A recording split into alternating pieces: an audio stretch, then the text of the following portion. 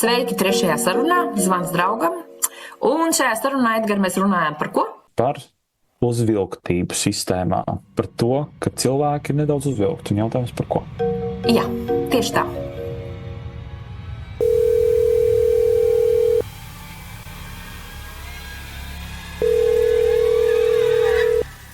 Čau, Edgar. Čau, Inga, čau. Klau, šodien es zinu, ka pagājušo reizi tu ienesi ārprātīgi interesantu, man šķiet garšīgu tēmu par izlaidumiem, kas ir absolūti aktualitāte, bet varbūt mēs varam mazliet viņu atlikt uz pāris sekundēm, kā saka. Man ir viena cita lieta. Es nezinu, ko tu par šito domā, bet respektīvi es izstāstīšu 3 teikumos. Droši vien, ka tie, kas klausās, varbūt arī sajutuši, un tad droši var nokomentēt vai rakstīt, bet mani sajūtu, un tas nav tikai no skolas, kur es strādāju, bet arī no citām skolām, kuras esmu paviesojies pēdējā laikā, ir sajūta, ka skolās tas maiss ir tāda, ja mēs viņu salīdzinātu ar tādu mūzikas instrumentu, tad liekas, ka visas tās violas stīgas ir uzvilktas. Nu, tā sajūta ir tāda. Nu, ko es ar to domāju? Proti, var just, ka kaut kur, bet šis nav,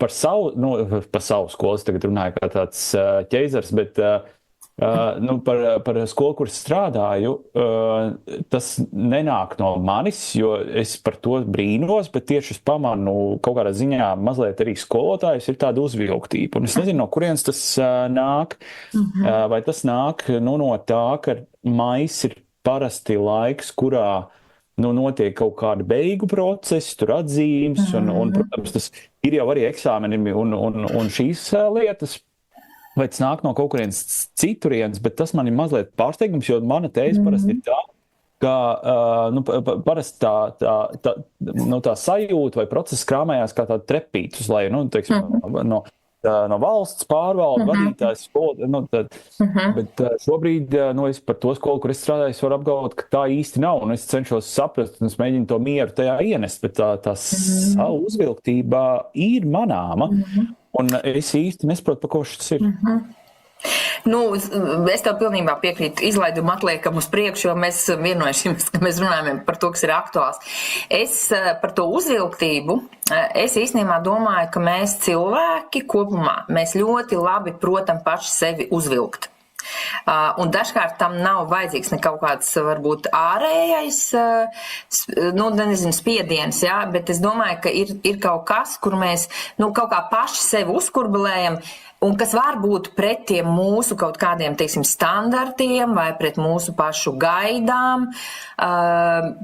Šis, man liekas, viens ir tāds. Otrs, ko mēs runājam jau pirmajā reizē, skaidrs, ka tas kopējais nogurums, viņš arī iedod tādu to uzvilktības, jā, un tā uzvilktība ir noteikti arī no tā, ka tūlīt šitas beigsies, tūlīt, jā, tā kā, jā, uzvelkās.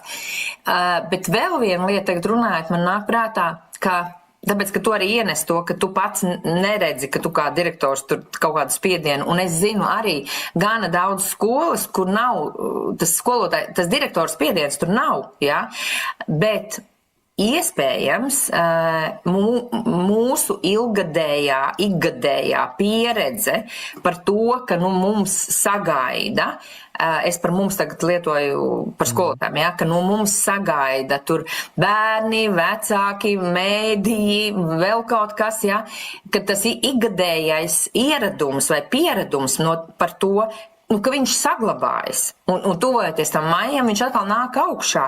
Neatkarīgi no tā, ka tur varbūt ir nomainījies direktors un nomainījusies skolas vadība, kuriem nav vairāk tāds, tā kā šausmas, kāda mums būs tie eksāmeni, ja? Bet iespējams tas ir kaut kāds tomēr ilgtermiņa pieredze, ieradums, kas saglabājas. Un vēl man šķiet, ir taču tā arī, ka skolotāji, man liekas, īpaši ir tie cilvēki, kas grib savu darbu izdarīt maksimāli labi.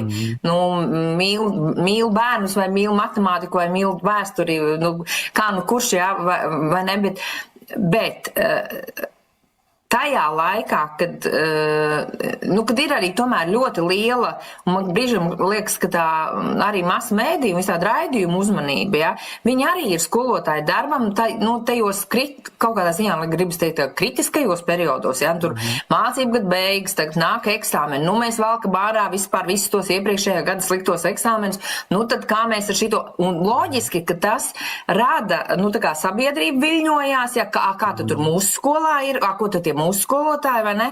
Un skolotājs arī līdz ar to viļņojās, jo taču, katrs viens neaizies, es atvainojos, televizorā un nepateiks, ja, vispār man klasē ir tāda bērni, es darījusi to, septembrī man bija skaidrs, ka būs tāda, tā kā, tas nav, reāli iespējams, ja, un tad man šķiet tas, tur tā stīga arī uzvelkās, ja, un tad iespējams tas, kurš ir tas, kurš ienes to kopējo kaut kādu, savā ziņā arī tādu līdzsvaru vai mieru, un tu jau to vari, es tā ļoti personiski teikšu, ja, tu jau vari nest un ienest to mieru, bet ja manī pašā, tā stīga ir, ja, vai tā baža, vai tas uztraukums, nav jau tik viegli, ka tā kā es redzu, tu tā kā mierīgs kā jūra, un es domāju, es arī tad, ja. Un tad tas nav konkrēti par tevi šobrīd, es domāju, ļoti daudzās skolās, ja, kur principā mēs paši kaut kā arī sev tur uzkurbulēt, protam, vietā un nevietā, nezinu. Man kaut kā šits liekas kopā, ka tur ir kaut kāda ieraduma spēks, iepriekš pieredze, kopējais vispār tas spiediens. Es vispār neapskaužu, es atvainojos nevienu matemātikas skolotāju, ja? Tad tas milzīgais fokus uz viņiem, ja? Uz viņu darbu kvalitāti. Un vienlaikus, mēs taču zinām, tie, kas ar izglītību ir saistīti, ka matemātikas rezultāti ir ļoti cieši saistīti ar lasīt prasmi, ar tekstpratību, ar citu priekšmetu, kaut kādu domāšanu un tā tālāk, ja. Tas viss tur tā kā safokusējies, ja, tajā matemātikas eksāmenā un bažā visiem par to. Tā kā man liekas, ka tas stīgas moments ir kaut kā, tur šitie slāņi, man liekas, ir svarīgi, ko es tikko te izstāstīju. Nezinu, kur tu esi. Īstenībā tas, kamēr tu runāji, man likās, un es protams, paralēli tevi klausījos un domāju, Edgar, labi, es te minu vārdu saspringums, bet par ko tas, kas ir tās situācijas, kuras tu izjūti? Un tad es sāku domāt, un patiesībā, labi, es tagad minēšu to savu piemēru, bet, ja es tā paskatos, kaut kādas, 3-4 nedēļas tā retrospektīvi, tad faktiski šis laiks ir par to, ka pirmkārt tuvojas kaut kāds noslēgums. Līdz ar to faktiski tā vai citādi, jebkurā vienalga skolas vai kaut kādā citā sistēmā noslēgums tur arī varētu pafilozofēt, ko nozīmē noslēgums, bet noslēgums parasti droši vien asociējas kaut kādu galu savilkšanu kopā. Tad ir kaut kāds verdikts, ja, kaut kādā ziņā, kas ir, kaut kādā ziņā gala atzīme ir savdabīgs verdikts par procesu, tā vai citādi, jo kamēr tev iet tāds ikdienas mācību process, tikmēr, viņš ir tāds, savdabīgi varbūt plānots un savdabīgi varbūt arī paredzams. Man tur būs trešdienās tie priekšmeti, tad pēkšņi man parādās labi, man tuvojas gada noslēgums, vispār redzu, man vidējā ir šitādi, un es īstenībā varbūt gribētu viņu citādāk, un tad no bērniem droši vien parādās, es pieņemu nekā ikdienā, droši vien reizi x tik daudz reizi vairāk jautājumu nekā, teiksim, tādā parastā februāra trešdienā, ja tā varētu. Jā, jo viņiem arī nāk beigas, vai ne? Jā, viņiem arī nāk tas noslēgums, viņi jautā skolotāji, kā es tur, vai tur būs tas kompleksais darbs, un kā es to atzīmu, un ja es gribētu uzlabot atzīmi, un tad skolotāji droši vien par šito jautāts. Es pieņemu, ka tikpat reiz kaut kā visticamāk seko arī jautājumi no vecākiem, kas ir, varbūt gada laikā viņi nav tik daudz uz tādu laika periodu, bet tādā maijā varbūt viņi sakoncentrējās, un tad ir tas jautājums. Tas patiesības brīdis, jā. Paskatāmies spoguli vai kaut kā. Un vai tas, ko mēs tur redzam, ir tas, ko mēs gribam redzēt. Jā, ka tas ir varbūt par to noslēgumu. Otra lieta, katrā skolā droši vien citādāk, bet mājā, kā kurā skolā, bet izliek atzīmes. Tad atzīme izlikšana var būt sākot ar māju vidu, droši vien. Un tad beidzās ar to, ka viņas var atzīmes tikt izlikts arī māju pēdējās nedēļas pusē vai vēl kaut kur, pēc kādas skolas tur filozofijas. Bet faktiski tas arī paģēra vai nosaka to, ka tajā pēdējā posmā man droši vien nāks varbūt papildus domāt, kā tad es ar bērniem to laiku tā kā jēgpilni pavadīšu. Un, šis tu tagad pieķēri, un es domāju, tas pie tās pašas stīgas pieder, ja. Es šobrīd arī dzirdu arī tīri no tādas saskarsmes ar skolotājiem un arī īstenībā ar vecākiem, vairāk vai mazāk bērniem, par to, ka bet labi, ja tā gada provizoriskā atzīme ir izlikta 15. maijā, un ja tagad tās īstās atzīmes, vai vienalga, kā mēs viņus sauksim, tās, tā kā gala atzīmes, ja viņas ir tagad, tā kā šonedēļ, ja, tad tas jautājums par to, kas notiek starp to atzīmes izlikšanu un šobrīd, ja, un skaidrs, ka teorijā un arī praksē, un arī IKVT komentārā es to lasīju, ka mācību procesam nav jābūt tikai kā mācību stundām. Jā. Bet lielākoties, cik es dzirdu vai saskaros, mēs it kā mēģinām turpināt to mācību stundu rāmi, bet viņš nestrādā, jo lai kā mums gribētos, ka bērni mācās neatkarīgi no tā, vai ir cipari vai nav cipari, diemžēl es arvien vairāk dzirdu to, ka bērni pieprasa, šausmīgs, tā kā grib, lai ir tas vērtējums, un šis ir interesanti. Es domāju, šitas ir pirms 20 gadiem, un tagad arī. Vai par šo būs vērtējums, ja nebūs vērtējums, tad vai mēs tur iespringstam vai neiespringstam. Bet atgriežoties pie tā pusmāja, kad mācības, es teiktu tā, kad mācībām būtu jābūt citādākām, ja?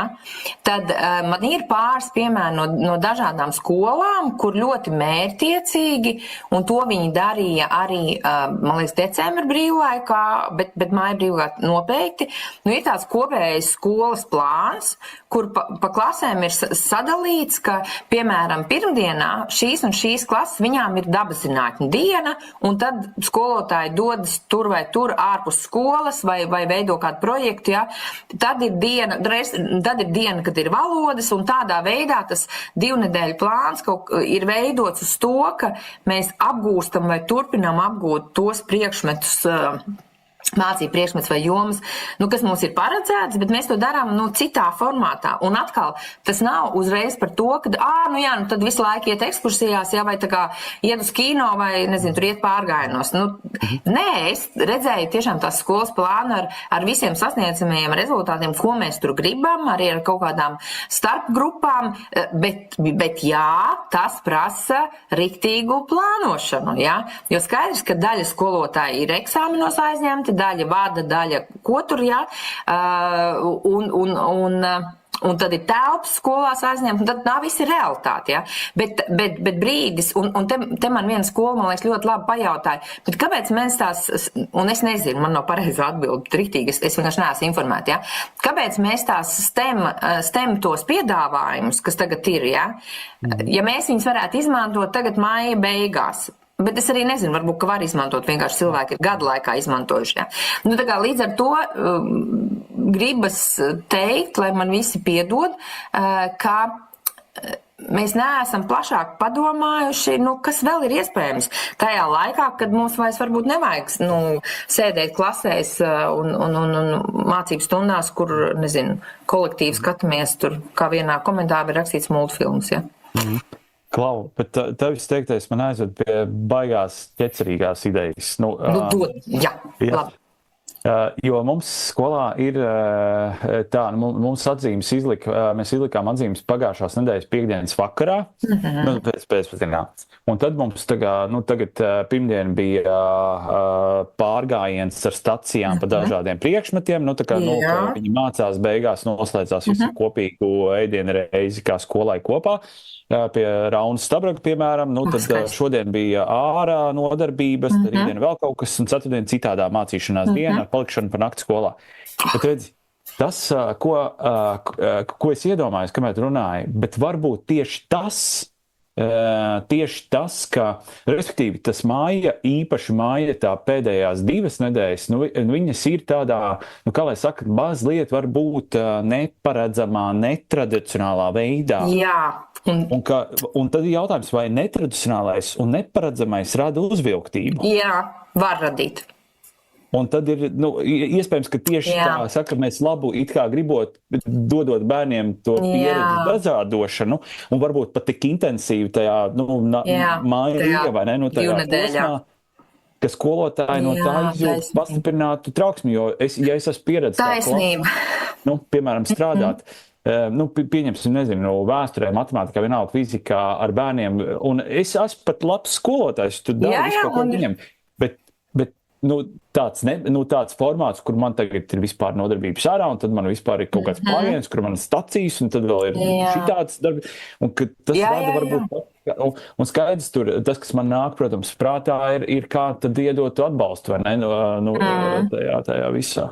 Man liekas, šis rītīgi desmitniekā, jo ir pilnīgi skaidra tā kaut kāda, kaut vai mēs semestri ņemam, ir ļoti skaidra tāda dienas rutīna, un iespējams arī nedēļas rutīna, Tā kā tu saki, tagad man ir šī klasa, un tad ir nākamā klasa, un es jau apmēram zinu gan tās grupas, gan tās dinamikas, gan vēl kaut ko, un tagad tajās māja beigās, tur parādās tie dažādie notikumi, tur parādās pilnīgi varbūt citās kombinācijās tās bērnu grupas, un tas var radīt reāli.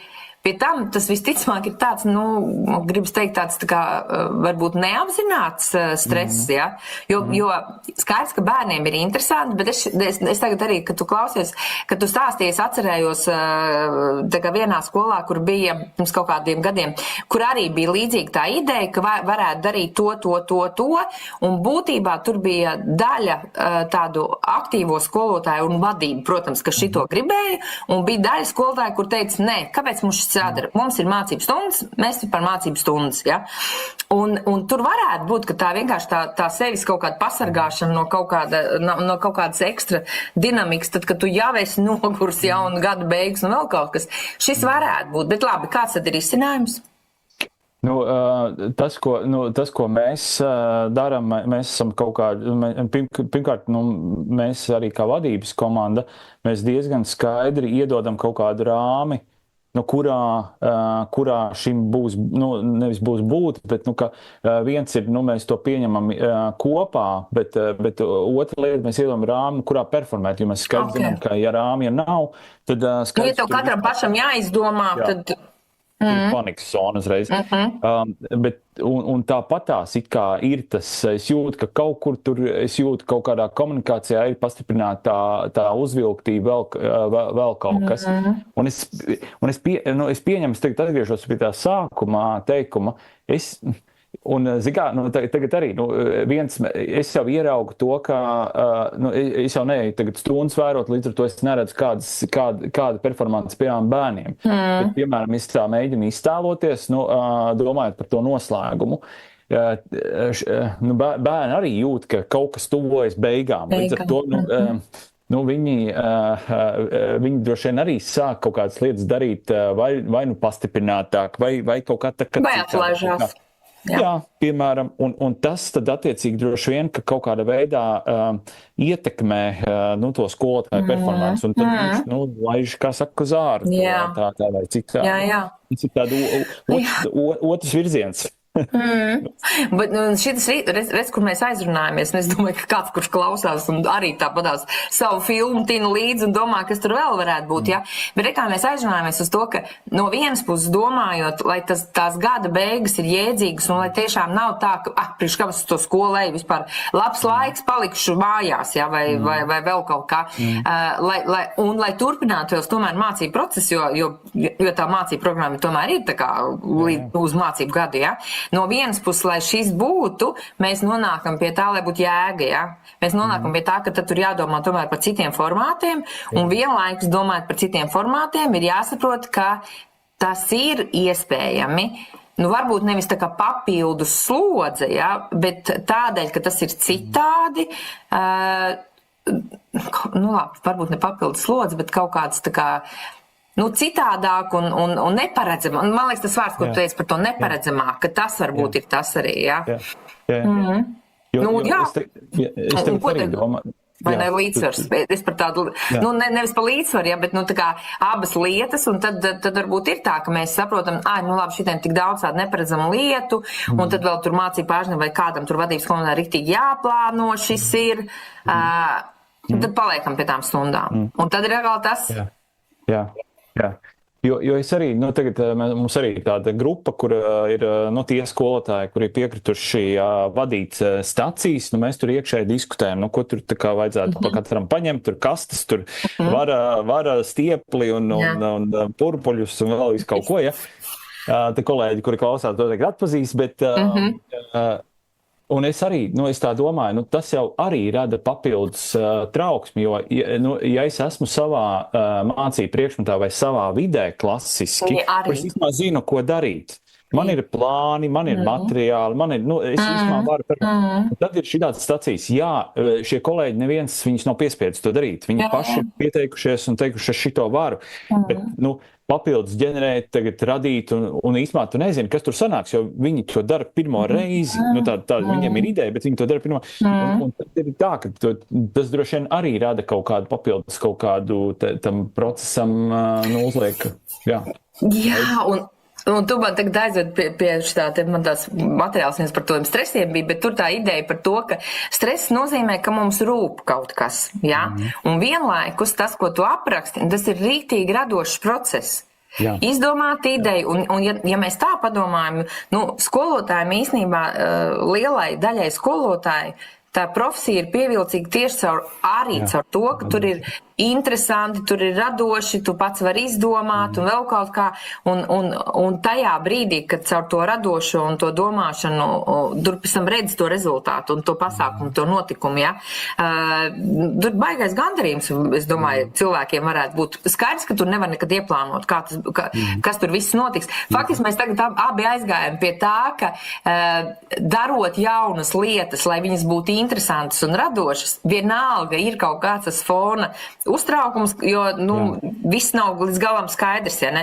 Un mēs nonākam pie tā kaut kādas tās neskaidrības, nedrošības, ja, un arī mūsu, cik mēs katrs varbūt esam tur tā kā elastīgi un vēl kaut kādi, jā. Baigi interesanti šitas. Jā, un tad droši vien, ka vēl viena, kas ir varbūt ne ļoti patīkamākā daļa, ka visticamāk, es tā ļoti skarbi teikšu, bet uz gada beigām iespējams kaut kur pamostās arī konkrēti vecāki, kuriem pēkšņi parādās jautājums, kāpēc manam skolēnam ir vispār tagad tur 4, tā. Un visu gadu es it kā, tur, neesmu sakojis līdzi, bet tagad parādās jautājums, un tas jautājums tiek uzdots visticamāk skolotājiem pirmokārt, un tad ir jautājums, kā tas jautājums tiek uzdots, vai labdien skolotāji, varbūt jūs varētu pastāstīt un tā, vai arī viņš tiek uzdot, ziniet, tagad, kāpēc... Ko jūs tur darat visu gadu, ka viņam ir 4? Un tas, es domāju, ka tādi 1, 2, un viņiem jau nav jābūt daudz tiem komentāriem, pietiek ar 1, 2 šādām vēstulēm, lai es īstenībā kā skolotājs pēc gada it kā liekas, ka es esmu darījis foršas labas lietas, man gada beigās pietiek ar 2 jautājumiem, lai es dabūtu īstenībā to sajūtu pilnīgi zemē. Jā. Man nāk prātā viena saruna ar vienu skolotāju, kur saka, es katru stundu, es visu gadu, katru stundu, es rakstu ļoti daudz piezīmes. Tā kā, es saku, labi, cik tev tie bērni tajā klasē? Man tur, nezinu, 7, viņi saka, 17 vai 18, labi. Bet cik tu tās piezīmes raksti? Cik bērniem, ja? Viņi man turpina stāstīt. Jā, jo es rakstu tās piezīmes, tāpēc, ka, lai tie vecāki ir informēti un lai brīdī, ja ir kaut kāds problēmas, es varu parādīt, ka es jums visu šito esmu rakstījis. Un es turpinu, saku, labi, bet cik bērniem? Un viņi tiek tad 4. Un saprot, tie 4 bērni, kuriem viņa raksta tās piezīmes, ja, kā viņi man saka, es rakstu, lai vecākus informētu, ja, labi, es nezinu piezīmes saturu, ja, bet tās 4 bērnu piezīmes, ko viņi raksta visu gadu, ja, es arī neapspriežu, cik tur ir efektivitāte vai nav, tas cits tās, ja, bet tā sajūta pašai skolotāji, ka viņa daudz un visiem. raksta. Un tas ir tas, ko tu tagad saki. Tur pietiek ar 2, 3 vecāku kaut kādu teiksim tā, kaut kādu ļoti tādu konkrētu jautājumu, lai riktīgi sašļuku dušu papēžos, bet es šis visu gadu strādāju, un tad daru to un to.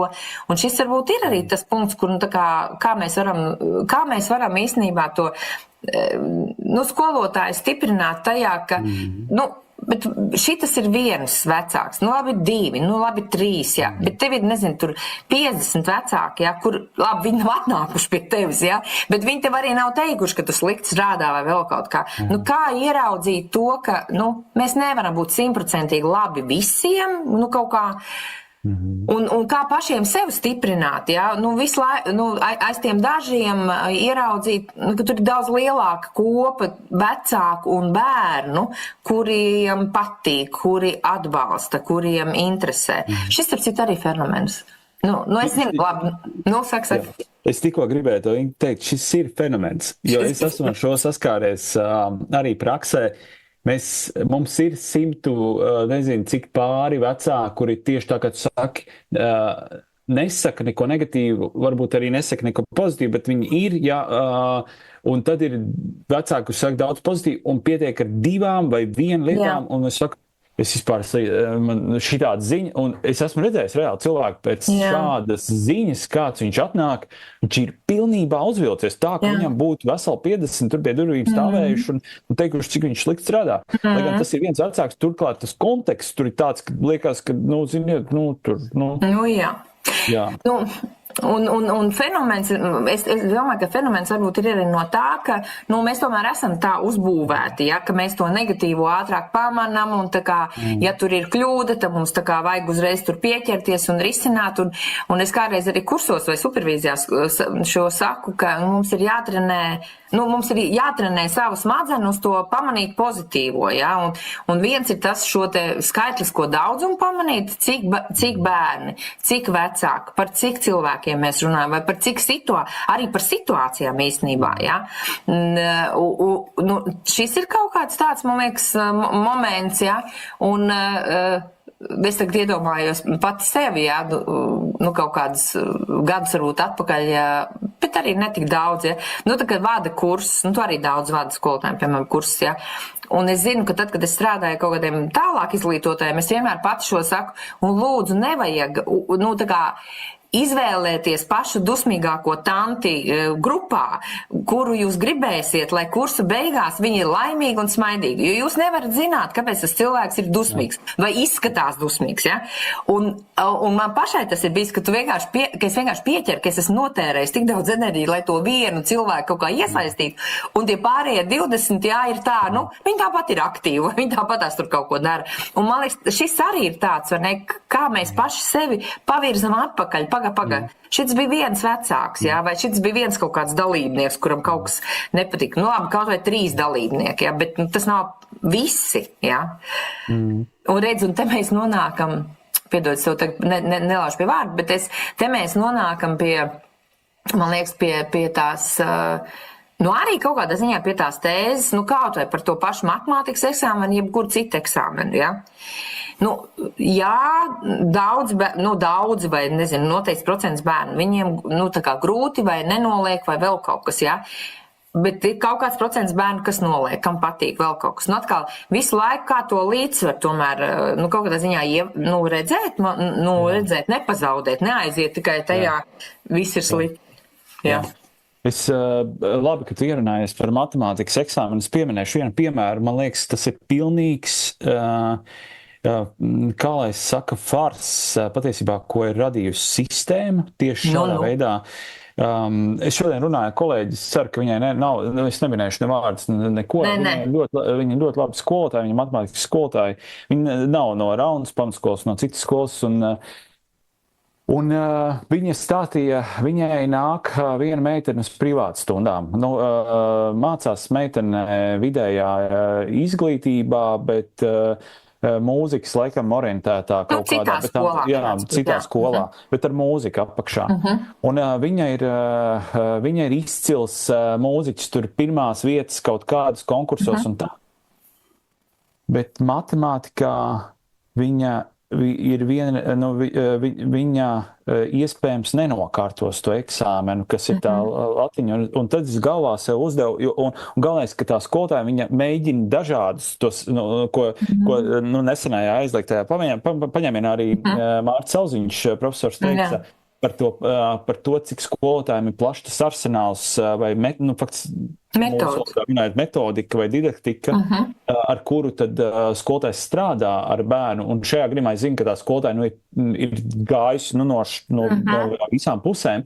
Un viņa saka, bet es redzu, ka šim bērnam fiziski, un es zinu, ka tā tēze, un es kopumā viņai arī nepiekrītu, ka ir kaut kāda eksaktie vai humanitārie prāti.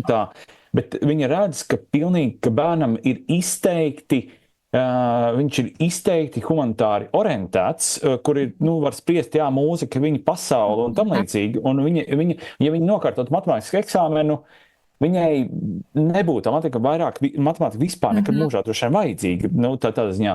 Un es vienkārši sev galvā tajā brīdī pie tā stāsta uzdevu jautājumu, vai ar šo slieksni, ko mēs mākslīgi nospraužam, vienalga kādu mērķu vadīti, vai ar šo slieksni mēs kaut kur nepazaudējam citu jomu ģēnijus, jo viņi faktiski nepārkāpjot šo slieksni, viņi kaut kur pazūd, droši vien viņi nebūs tā. Zināt, tu ienes mūziku, un te man nāk prātā, ka principā, nesaušu kurā pilsētā, bet savulaik sen atpakaļ, mūzikas novirziena bērnu no 1. klases, tur bija arī matemātika ļoti daudz, un tur bija tā korelācija, ja? Starp matemātiku un mūziku un solfeģo un mūzika, solfeģo un matemātiku un tā. Bet man tas, ko tu ienes ar šo piemēru, man nāk prātā, un tie, kas klausās paši, tad atradīs, Ilzei Čakānei bija ļoti laba intervija vai saruna par matemātisko trauksmi. Un to, kā sākumskolas skolotājas, kurām pašām ir matemātiskā trauksme no savas skolas, kā šī matemātiskā trauksme tālāk nododas skolēniem, meitenēm īpaši, ja? Un tas kopējais stāsts, ka tas neveidojas vienā dienā. Un es domāju, tur arī tevis pieminētajā raidījumā par to, kā te neviens nav pētījis, kāpēc mums tas tā ir un vēl. Īsti jau tā nav. Mums jau ir cilvēki, kas ir to pētījuši, un ir matemātiķi, kur arī saka to, ka ja mēs sākumskolā iemācam tikai to algoritmisko domāšanu, ka tālāk ir grūti, ja? Bet, tā kā mēs abi neesam matemātiķi, kas vairāk metodiķi, tad neiesim tajā tēmā, bet atgriežoties atpakaļ pie tām latiņām un vēl kaut kā, tikpat labi tas varētu būt arī par tehnikumiem, ja? Kur profesionālais eksāmens ir izcils, ja? Un atkal, tas piemērs bija, ja? Kur cilvēkam ir profesionālie eksāmeni ir izcili, matemātikā viņš vispār to nav mācījies tehnikumā, un beigās viņš augstskolā arī nevar, ja? To, ko viņš gribētu arī tajā pašā raidījumā, tas piemērs. Tā kā droši vien, ka te nav kaut kāds viens pareizais risinājums, un tas jautājums varbūt ir, kurā brīdī, un šis varētu būt, kurā brīdī mēs, ar to domājot skolotāji, vai arī varbūt vecāki, vai arī būt paši skolēni, kurš ir tas brīdis, kad mēs pamanām, ka mums šiten, es teikšu tā, iet grūti un ir vajadzīgs atbalsts. Un vai mēs to pamanām, tikai tur, 10., 11., 12. klasē, vai mēs to tomēr pamanām jau kādā 8. klasē. Un es zinu šos lieliskos piemērus, kur piemēram, pamatskolā taisa matemātikas konsultācijas, kaut kā matemātikai uzsēdāmies, bet labi, matemātikas konsultācijas un arī latviešu locis varētu būt, ja, ka nevis taisa viņas pa klasēm, bet taisa pa tēmām. Ja?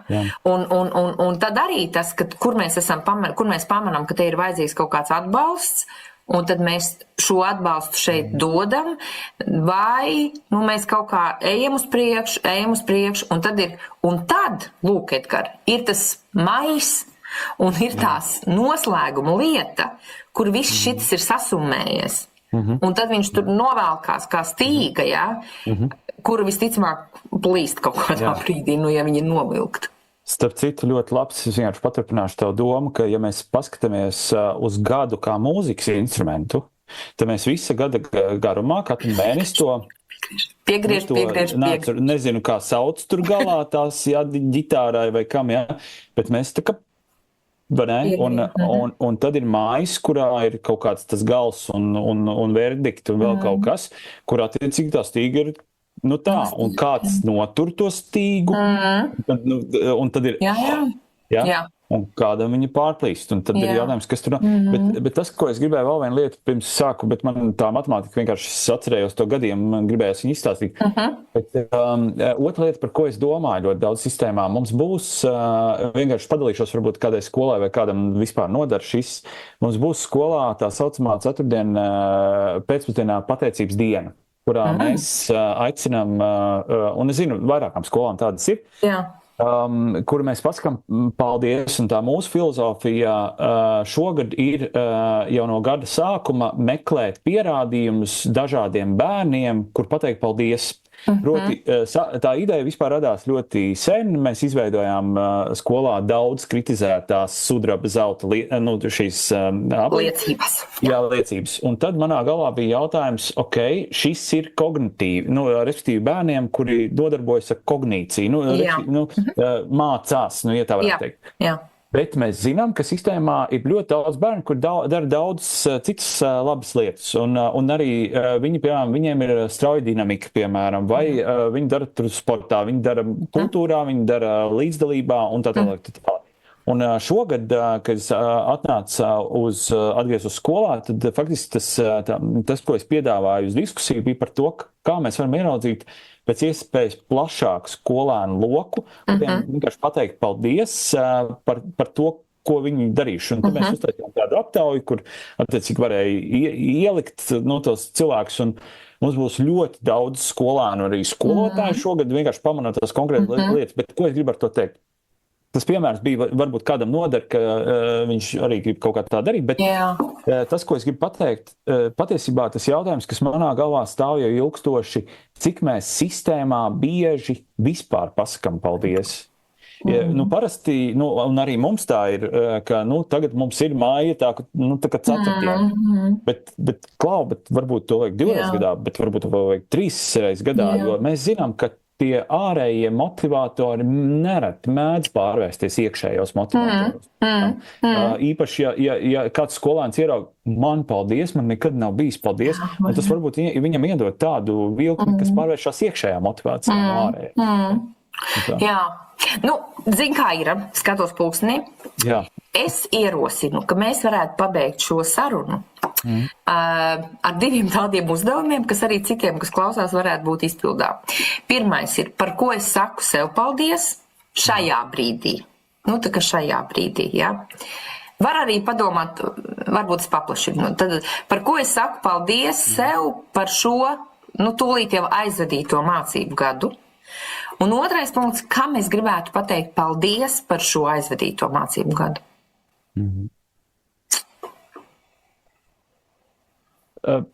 Es esmu par to reflektējis. Vienkārši tuvojoties mājām, tad es varbūt atļaušos sākt. Atļaujies, jā. Atļaujos. Viens, par ko es citiem saku paldies, proti droši vien es varu pateikt paldies katram, kas ir bijis kaut kā manā ceļā, jo viņš iedevis kaut kādu savu impulsu, bet es tagad to sašaurināšu. Un es skatoties tieši uz šo mācību gadu, es gribu noteikti paldies pateikt saviem kolēģiem, vai es saku komandai, kas ir izvietota 3 vietās, jo es gadu iesāku ar teikumu, ka šis gads noteikti būs turbulents gads, un nekā citādāk droši vien nebūs, ņemot vērā to vēsturi. Un es viņiem saku paldies, ka viņi to turbulenci ir izturējuši. Tā ir, ļoti godīgi. Un sev šajā mācību gadā es saku paldies par to, ka, un tas man bija uzstādījums gada sākumā, respektīvi man iekšēji ir tāds teiciens, ko es nezinu, varbūt es kādreiz esmu to teicis vai ne, kas īstenībā oriģināli nāk no manas sieviņas. Viņa saka, mēs kaut kādā, tas bija pirms gadiem, mēs tur runājām par kaut kādu situāciju, un viņa teica, un es to teicienu vienmēr saku, un tā ir mans citāts vai tas, ko es vienmēr atkārtoju, Viņa toreiz teica, jā, bet neskatoties visu to, cilvēcību un cieņu neviens nav atcēlis. Un tas ir mans citāts, un ko es saku sev paldies par šo gadu, neskatoties uz tām daudzajām turbulences situācijām, man šķiet vismaz personīgi, ka man ir izdevies ieturēt šo rāmi, kurā es droši varu pateikt, jā, cilvēcību un cieņu nav neviens atcēlis, neskatoties turbulences situācijām. Okay. Paldies! Jā. Nu, es par šo aizvadīto mācību gadu gribu paldies teikt diviem saviem, es teiktu tā, divām vietām, kur es esmu pēc ilgiem laikiem atkal bijusi tā kā kolektīva daļa, un es tomēr nosaukšu, man gribas pateikt, Tukuma 2. vidusskolai un Kuldīgas izglītības pārvaldei, un paldies par to, ka es patiešām esmu dabūjusi atkal to sajūtu, nu, ko nozīmē, ka tu esi daļa no. Jo, kā tu zini, es ļoti ilgus gadus strādāju tā kā brīvmākslinieks, ja, kas man ļoti patīk, ja, supervīzors un viss, bet vienlaikus tā sajūta, ka tu esi daļa no kaut kā lielāka, ar ko tu kopā plāno kaut kādas jaunas idejas, ja, nu, jā, paldies par to, ka es to varu, ka es tur varu būt, un tiem kolēģiem un sev. Sev es laikam saku paldies, ka es vēl joprojām neatsakos no dažādiem piedāvājumiem darba, jā, tikai tāpēc, ka man šitas arī interesē, jā, un man liekas, kamēr man būs šitā deksme, ka man šitas arī interesē, jā, tad paldies man par to, jā. Jā. Un paldies tev, Edgar, par šitām sarunām un par šodienu. Mēs tā izstaigājām. No tā, jā, bet man liekas ļoti forši no tā uzvilktā līdz tam paldiesam un pateicībai īstenībā. Jā, es laikam pabeidzot vai noslēdzot šo, es atkal pāris varbūt tēzes. Viena lieta ir par to neparedzīmību un uzvilktību, ka tas vienmēr jātur prātā, ka it kā liekas mums visiem forši un jaunas lietas un kaut kas jauns un tā, bet viss jaunais ir neparedzams. Un līdz ar to tas rada zināmas, kā lai saka, blaknes, un droši vien, ka tā uzvilktība ir viena no tām lietām. Un jā, tas, ko tu pašā sākumā minēji, patiesībā divas lietas. Viens ir tas, ka cilvēki paši sevi spēja uzvilkt, un tad ir jautājums, tur droši vien refleksija katram pašam ir vajadzīga, par ko es īstenībā par ko šis uzvilktums ir manī. Un otra lieta ir par to ilgadējo pieredzi, ka īstenībā to, ko tu bieži mini par to ķermeņa atmiņu, tur var teikt arī prāta atmiņa, ja es ilgstoši esmu sistēmā, tad es vienmēr zinu, ka sistēmā maiss ir šitāds.